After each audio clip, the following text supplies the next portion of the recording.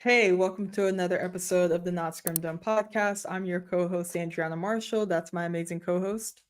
Grad Scrum Master Scott, greetings everyone. Today, we'll be answering a subscriber question. If you have any questions, you can leave them in the comments. You can email us or reach out to us via LinkedIn.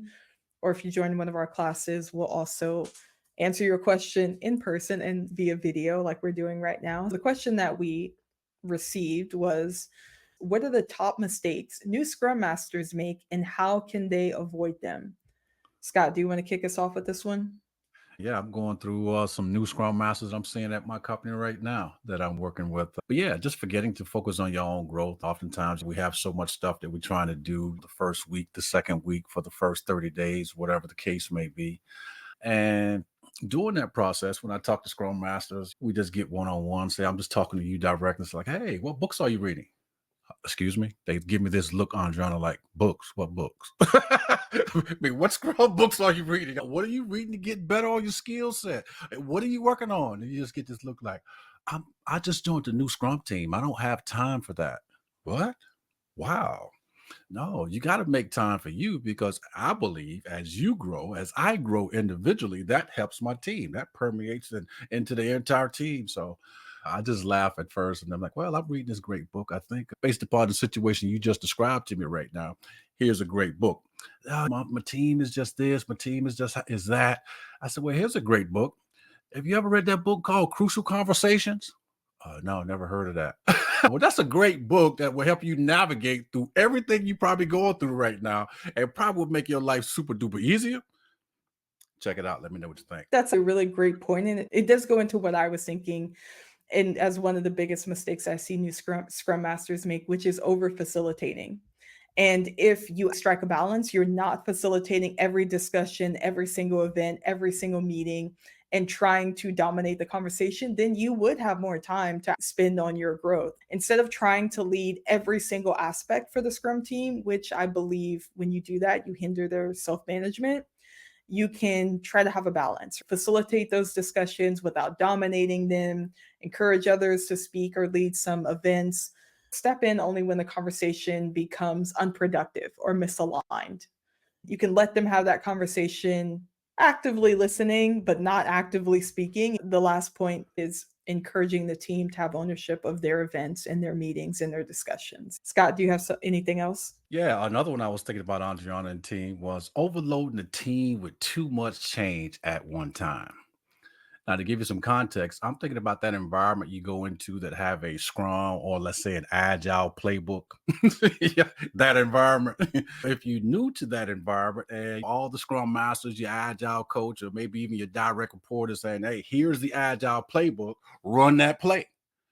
But what that play doesn't take into account is, where is your team in terms of its Agile and Scrum maturity? I got to tell you, I was part of a team that we was thinking about the same idea at this company I'm with right now. We created a 30, 60, 90 day. Basically, some ideas that a new Scrum Master should be thinking about in the first 30 days, what you should be thinking about in the first 60 days and the first 90 days, because we knew this company was getting ready to hire like 30, 40, 50 Scrum Masters, and we was trying to give them a guide so that we can all ramp up pretty quick for this Agile transformation.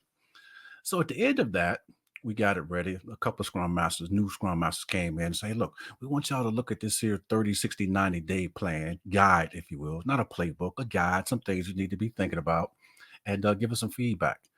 So as they was going through their team, they was trying to implement everything that we had on that list, trying to make too much change, too much, too fast. And the team was kicking back. Oh, look, we don't like this person. They coming in trying to just turn everything upside down. So we didn't put that in there, that this is recommended, not mandatory. So we had to go back to the drawing board and put in more notes in like that. So we ended up with two versions. If you're a Scrum Master on a seasoned team, for, let's say, a level 2 maturity, they've been doing Scrum for some time, we have a version for you to think about in that particular environment. Okay, what if you were a Scrum Master on a brand new team? They have no clue about Agile and Scrum. So we wrote another version, 30, 60, 90 day. Of course, those two are going to be totally different approaches. And again, we just, anywhere in the world, we can capture everything. Why? Because every Scrum team is different. If you don't understand that, to give you some context, I just think about all the different families in the world. I think of my Scrum team like a family. That's every family is different. Andriana family is different than my family. What works for me may not work for her in her situation. It's the same thing with the Scrum team. We have good intentions when we make tools like this, but oftentimes you get that Scrum master just follow it step by step. No, you got to use your thinking. You still got to use your head. You still got to talk to people, and you still got to understand the context of your team. And does this fit in your team? If yes, great. Now, that's going back to the book we talked about earlier.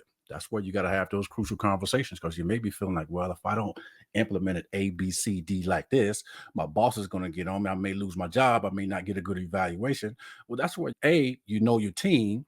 And then when you go back to your boss, agile coach, or whatever, you can say, hey, look, I don't agree with this. And here's why. Here's the situation I'm facing on my Scrum team, blah, blah, blah. You're able to have an intelligent conversation because you know your team best, and that guide is just that. It is a guide.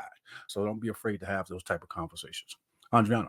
And the final thing we'll cover in this video is ignoring metrics or misusing metrics. That's another thing that I've seen Scrum Masters make mistakes on. There's essentially two parts to this. There's one, the internal team metrics, velocity, burn down charts, cycle time.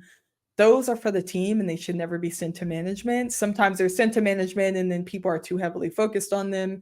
Instead of teaching the team how to properly use them internally to get better and just understand their capacity. Now, the second part is not focusing on product metrics. You could be using something like evidence-based management. You can check that out on scrum.org. Both Scott and I teach an evidence-based management class, but essentially it's a framework that helps people, teams, and organizations make better informed decisions to help them achieve their goals by using feedback and experiment loops. It's going to help you be able to manage, measure, and increase value based on metrics. That's the important thing. And honestly, to get better as a Scrum Master and to truly coach your team, you have to be focused on both of those things in terms of metrics. You can't leave one without the other. You have to have both to help them consistently get better. What you can do if you don't understand this, educate yourself and then also educate your team. And like Scott said, don't make too many changes at once. Bring it in little by little. The team side, I think most teams are using velocity, but there are teams that don't even look at a burn down chart and don't even know where it's at. So helping them understand that or understand their throughput. And then for the evidence-based management side, you can start by introducing that with the product owner and then slowly introduce that information to the team. All right. If you like this video, hit the like button, subscribe. Feel free to reach out to us via LinkedIn. Our LinkedIn's in the description. We have an email list that you can sign up for. Leave a comment. We'll answer your questions. You can check out our classes, our live scrum.org classes, our other Scrum career AWS class. And if you made it to the end of this video, that means you have an attention span greater than a goldfish. Be legendary, everyone, but not Scrum down. We'll see you in the next episode.